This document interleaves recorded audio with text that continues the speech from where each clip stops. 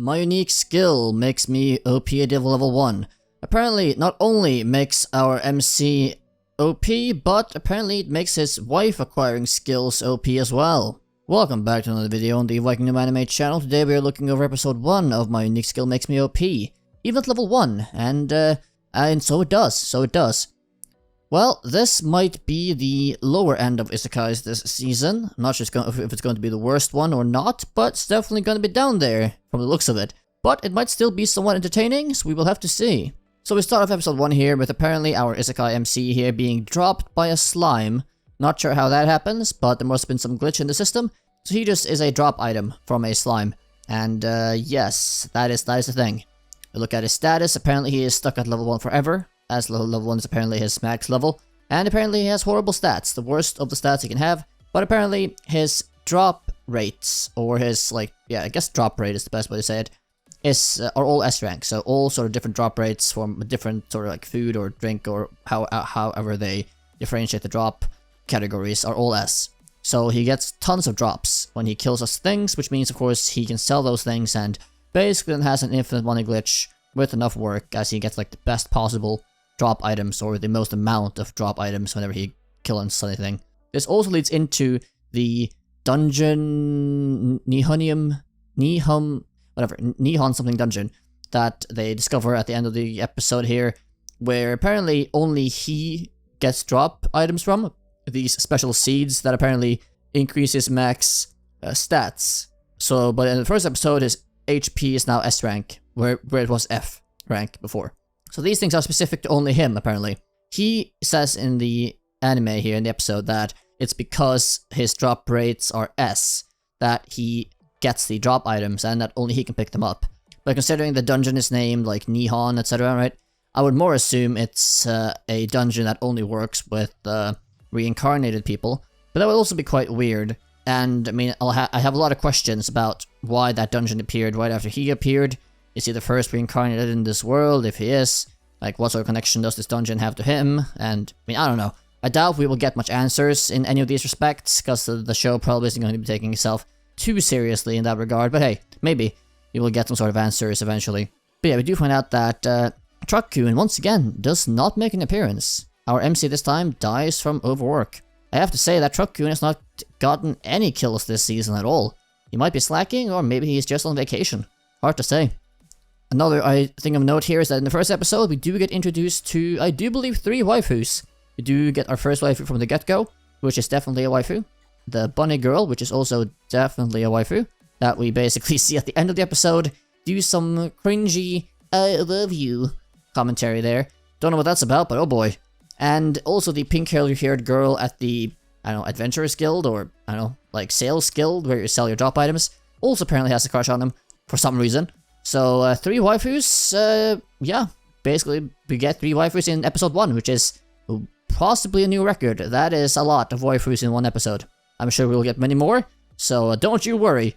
The saddest thing here, though, seems that basically all the waifus seem flat-chested so far, and that is just depressing. I mean, imagine having a nice harem, and they're all flat.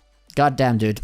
That is just a sad sight. I mean, a couple flat-chested waifus, that's okay, but a full harem of them? Ay, dude, that's a bit much, even for me. I'm not quite sure how I feel about the MC in this episode, or the storyline in and of itself. Like, I think the concept in and of itself, where apparently everything in this world, comes from drop items. So, like the food and drink and ingredients, I guess everything comes from drop items. We get to know, at least in the first episode, that okay, bean sprouts drop on level 1 in this one dungeon, and carrots drop in level 2. And then I assume every single level, and of course there are different dungeons, each drop different materials. And, you know, some sort of corporation figures out when new dungeons appear, what they drop, right, at different levels. My question is whether if literally everything drops from dungeons, does that mean you can't chop down trees, for example, in the real world, because, like to use for building houses? Does it mean you can't grow any crops? Does it mean you cannot get any material or any food or any ingredient or anything at all outside of drops? Like, can you just not get them? Like, if you try to plant something in the world, does it just die? Or does it just not work?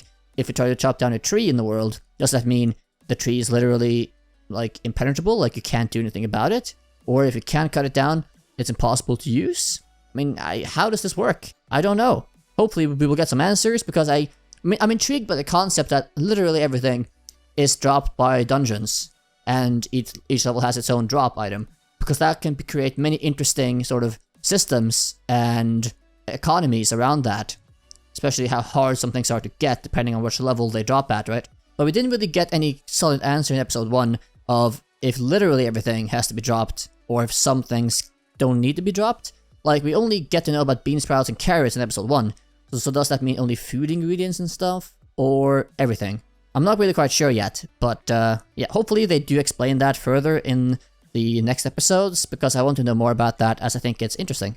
Though I doubt they will do much with it, but still, the premise has promise. But yeah, the MC himself, not too fond of him so far. I mean, he's okay. I mean, yeah, he apparently was like a massive workaholic in his earlier life. You know, he overworked and he worked himself to death, literally. So in that case, yeah, sure, that's fine, I guess. It also shows in this new isekai world that, you know, he works himself to the bone, right? Bloody, bruisey hands and swollen eyes from working 3 days straight to afford this house for his new waifu. So that in and of itself, sure, it signalizes strong character and dedication and willingness to work hard. So that's fine. I don't dislike that about his character, but I'm not overly fond of him bowling into, like crying like a toddler when he gets served this warm soup for the first time because he hasn't had a warm meal with someone in like decades or whatever. I mean, sure, I get that can be traumatic and really emotional when that does happen, but I'm not overly fond of watching it. It will be kind of interesting if the anime actually does explore his, let's say, mental state from being seemingly alone and isolated, just being a workaholic for decades and just not having any friends or family basically around him, to now suddenly having like friends and family coming, like starting from now basically, and how that might change his mental state or how he might react to this new stimulus and his new environment. I mean, that can be an interesting enough concept to really dive into if the anime actually does that, but I have no faith it will actually explore those sort of subjects, because I don't think they are competent enough to, or I don't think the writer did, to go into that, because that could be, you know, very tough and complex to really try to analyze and dive into in a story like this. But I can still dream, okay? But yeah, if I didn't explain it too well, since he is seemingly the only one or one of the only people in the world with like this S-rank drop rates, that means he gets like way more drops, or like amount of drops, than anyone else does, right? I mean, he can earn a shit ton more money than other people that have way lower drop rates in different categories. So if he just gets enough skill levels, which he can now with the seed mechanic in this specific new dungeon, where he can basically pump up all his stats to S even while being level 1, at least over time, and that will eventually mean he can just go to the deepest, hardest dungeon levels to get the most sought after items and get a ton of them, and basically be a massive multi-billionaire, trillionaire in a couple years at this rate. So good for him, I guess. Time to build a massive corporate empire. Let's go.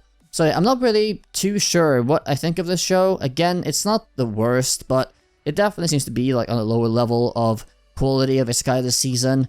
I'm not expecting a lot from this at all, but I'll still watch it week to week. It is isekai, and I am addicted to isekai, so I won't stop. I can't stop.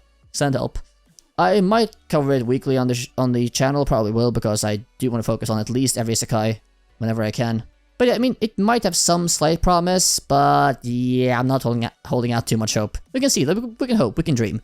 To end up this episode review here, I did want to make a short little joke intersection, as at the end of episode 1, he, you know, as he gets to level 2 at the end of the episode, and the carrots that drop, he doesn't get many carrots, he just gets massive carrots.